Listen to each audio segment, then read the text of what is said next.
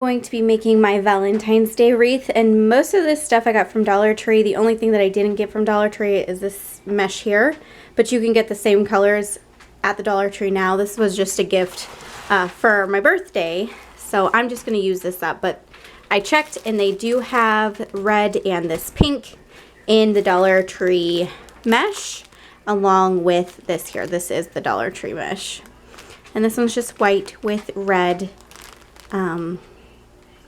foil ribbon through it, I want to say. That's kind of what it looks like. So I have 3 rolls of that. I would suggest you at least get 2 in each color that you're going to be using. I like to use 3 different colors, so you would need 6 of the Dollar Tree rolls, 2 in each color. You can do 3 in each color to make 2 wreaths. So just keep that in mind. I found these heart picks. I might go back and get some more. I don't know. They didn't really have very many at the time. They were just putting stuff out when I was looking. This ribbon I found at Walmart on clearance for like 10 cents a roll. So I'm going to see if maybe I can use that. This is another Dollar Tree ribbon here. They've got lots of ribbon out, so you can find stuff that you like. The frame is from Dollar Tree. And then this is old Christmas stuff that I thought would work great for Valentine's Day. This is just the mesh tubing, and then I'm just going to use red pipe cleaner. If I add anything to it, I will let you know where I got it. The first thing you're going to do is take your pipe cleaner and secure it to the frame using the 2 outer rings and then the 2 inner rings. It's going to create a triangle.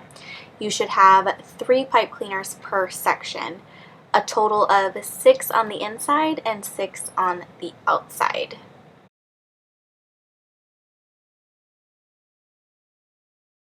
Once you're done securing your pipe cleaners, it's going to look something like this. You're then going to want to grab each color you're going to use and bunch them together in the pattern that you want. Then you're going to secure the mesh down using those pipe cleaners that you attached to the wreath frame.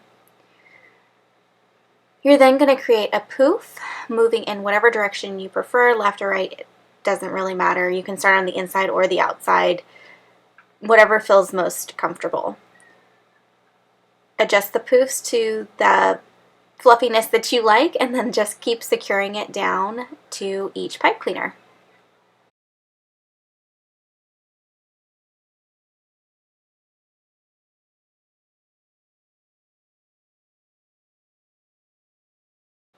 Once you're done with the outside, you just do the exact same thing on the inside. Find your starting point, secure it to the frame, and move in whatever direction feels best. Just creating those poofs, making sure that you're filling in the gaps that you created on the outside. You also want to make sure that you are using enough mesh that you are not seeing too much of the frame. You're going to see a little bit of it, but you don't want to see a lot of the frame. And then once you're done, you just trim off the excess. Then you have to decide what kind of ribbon you want to use. You can use thick ribbon, thin ribbon, zigzag it, lay it out flat. Really, whatever you decide to do is going to create totally different looks. So just play with different sizes, zigzag it, whatever direction you want to go in. I decided to add this mesh tubing in, and I am using the pipe cleaners that I've been using this whole time. And I'm going to actually take this and zigzag it, starting on the outside, then moving to the inside, the outside, and then the inside, and so on and so forth.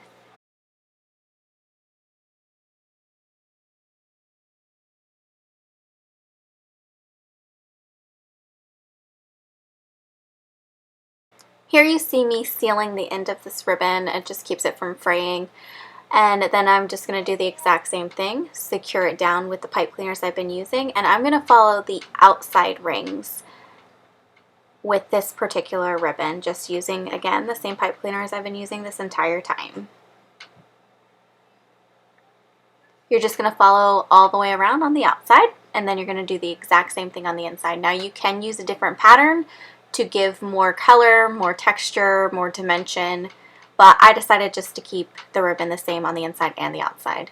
Once that is done, you're going to pull the pipe cleaner around the back of the frame, twist it together, and then secure it onto the frame, hiding the edges so it doesn't scratch the door or the wall or wherever you are going to be hanging it. Now you're going to work on the spiral fillers. You're going to take the extra mesh that you have, roll it up, and create these little spirals in every color that you use. You're going to need a total of 12 in each color. So 12 white, 12 pink, and 12 red. Once you have that done, you grab your ribbon as much as you want, as little as you want, it doesn't matter. So here you see me grabbing one of each color of the mesh to create my spiral fillers. I am also going to grab some ribbon. I decided on 3 different colors, and I like to line it up next to the mesh so I know how long the ribbon needs to be, where I need to cut it. And then I went ahead and I cut at a diagonal to create kind of an arrowed effect. It's going to give more texture to the wreath. But I did that with every single ribbon that is going to be in the spiral fillers. I just want to make sure that I'm cutting them long enough. Once I've got them cut to the length that I want, I go ahead and seal the ends of the ribbon that fray. Make sure you are not trying to seal any ribbon that could catch on fire, so be very, very careful. That big, thick ribbon is one that you don't want to try to seal because it will catch on fire. Once you have the length figured out, you want to take and cut 12 of each ribbon, and you're going to see I have long pink ribbon there. That is for tying the spirals together and for tying them onto the wreath frame. But what you do to create the spiral filler is roll up each color of mesh, pinch them together, and you're going to create this little X form. It can be a little tricky, so take your time and don't get too frustrated with it. Once you've got your spiral done, you line up your ribbon however you want it to look. You can use, again, as much as you want or as little as you want. You don't have to use as much ribbon as I did. I just like the way that it looks. So once you have that all lined up, you're going to take a longer piece of ribbon, or you can even use a rubber band, whatever you feel most comfortable using. I like using the ribbon because I feel like it just adds more color and just, again, more texture and helps kind of fill out the wreath a little bit more. But again, you can use whatever you want to secure the spiral fillers together. You're going to have to adjust your ribbon back and forth, just making sure that there's an equal amount on each side and that it's not lopsided or falling apart. So again, just take your time, tie a knot with it, and once you have it secured, you're going to trim off any excess, just matching it to the length of the rest of the spiral filler. And then you're going to take the lighter and seal the ends of this. But again, be very, very careful that you're not putting the flame close to something that's going to catch on fire. Once you have all 12 spiral fillers created, you're going to take a long ribbon, weave it through the back of the frame, and then you are going to secure the spiral filler onto the frame using another piece of ribbon. And I just do a double knot on this to tighten it down to the frame. You need to make sure that you're really securing this so it doesn't move and fall off.